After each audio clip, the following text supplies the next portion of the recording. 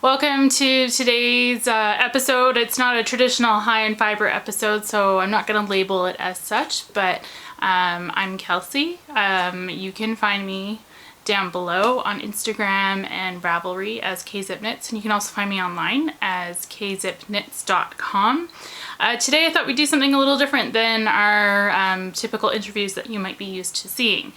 So today we're going to talk about lifelines. What is a lifeline? Maybe you've heard the term, maybe you haven't. What is it, what does it do, and how is it helpful? So before we get into the close-up of my hands and how it all works, I thought I would just come and give a little introduction and tell you how it is useful. The sweater I'm wearing today, just checking in my camera here, is my Soldotna cropped tank top, or not tank top, short sleeve top. It's by Caitlin Hunter, also known as Boyland Knitworks. This is an example of a sweater that I used a lifeline to modify after I finished it. And I will throw some footage in later so you can kind of see how that works. How are lifelines helpful? So a lifeline is something that you can use as a new knitter, as an experienced knitter, as an intermediate knitter. It can be so helpful in a lot of ways. One thing I think my introduction, I guess, to using lifelines was when I was starting to learn how to knit lace. For me, lace was very intimidating. It was the sort of thing that if I dropped a stitch, I couldn't always figure out how to pick things up properly again so that they would lay how the design was meant on the needles. So by learning how to use a lifeline, what would happen is I could kind of block off, if you will. I don't know why I need this, but you'd block off a row essentially and put what's called the lifeline through it, which I'll show you how to do. And then if I messed something up or something wasn't looking right, I could just pull my needle out of my project, I could frog back the yarn, and all of my stitches would land on that lifeline. Put my needle back in and pick up from where that lifeline was in my pattern. There's a number of ways you can use lifelines. You can do it like that, where you put, maybe if you're doing a lace pattern, you decide, okay, if it's a really complex chart, every, 8 rows, 12 rows, 20 rows, whatever you want, you put a lifeline in. I'll show you the different options for how to put it in if you're working on a project. The other options are maybe you're steeking something like the heel of a foot, and the idea of I guess it's not a true steek in a heel, but nonetheless you're cutting your fabric and peeling back the yarn to then have stitches to land on your needles. That can be very intimidating to a lot of people, so what sometimes is nice to do is to put that lifeline in so that when you cut your stitch and you frog it all back, all your heel stitches land on your needles for you. The other thing is something like what I did with this, was I wasn't happy with how the neckline was when I first made it. I typically don't like things that are too tight up around my neck unless I'm going for a true turtleneck, and it was quite a tight crew neck, and even after blocking and wearing a few times, it wasn't really relaxing out. So what I did is I went down to the edge where the color work begins here, and I put a lifeline in all the way around my whole shirt, and then I just cut off. I literally took a pair of scissors to it and I cut it off. And then I had all of those stitches that were caught on my lifeline, put it back on my needle, did a little bit of ribbing, and now it's a sweater I wear constantly because I love it and it's so pretty. So those are kind of some of the scenarios where you could use a lifeline. It can also just be a really good, if you're a newer knitter especially, it can be so helpful to just reassure yourself that, oh, if something goes wrong, I don't have to rip out this whole thing and start all over again. I know when I started working at a yarn store and I was a good knitter, but I wasn't a confident knitter. I would often get a customer in and they would ask, can you fix this? And I would be so anxious. I knew I could fix it, but I was anxious about, but I have somebody watching and I'm not super confident in that I can do it without having to frog part of your work. And especially if you're a new knitter and you see somebody take your needle out or just drop a stitch down and then try to pick it all the way back up, that can be really, really nerve-wracking. So lifelines can be a way to give you some sense of security in your own projects as well. And to build up your confidence with maybe, okay, I've knit 5 inches of this scarf and I want my scarf to be 6 feet long. I'm gonna put a lifeline in so that if I get to 10 inches and something's gone weird in between 7 and 8 and I don't know how to fix that, or I'm anxious about, you know, I don't wanna have to start over again, it's a really, really good solution. If you guys have questions specific, please leave it in the comments. If there's other topics that you would like me to cover on our channel here, please let me know. I would love to do more of these kind of shorter things, so that way, you know, if you have questions about how do you do a certain technique, or how do I use them, or how do I think it's purposeful and helpful, I would be happy to do that. So we're gonna cut now, and I'm gonna show you how to put a lifeline in, and what some of the tips, tricks, and tools are that you can use. All right, so now we're gonna get into the how-tos of how to do a lifeline. So what I have done here is what is something that you can do while you're knitting a project if you think of it. So like I was mentioning, sometimes in say lace projects or something like that, putting in a lifeline at particular segments as you go can be a really, really good way to ensure that you never have to pull back more than the distance between each segment. So how you can do this is, doesn't matter if you're using a circular, straight, double pointed needle, doesn't matter, but what you want to do is you want to take a yarn that's a little bit thinner than what you're using ideally, and you want something that's really slippery. If you don't have spare yarn like that around, dental floss is also a really excellent option, especially because it's easy to cut out and pull out of your yarn.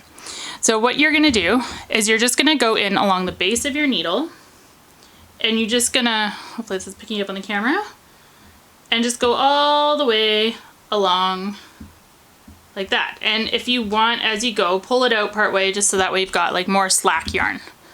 And you're just gonna go all the way along. This one, I'm a fairly tight knitter, so it's a little bit harder for me to do it on this one. I also maybe not as smartly knit with some cotton yarn, mainly because I knew that this color would contrast really well. So hopefully this will come through. But so you can go and do that along the base of your needle all the way along. And then when you come to doing your next row, you just go ahead and knit it. So I'll go across here just to kind of show you what that looks like when it's done.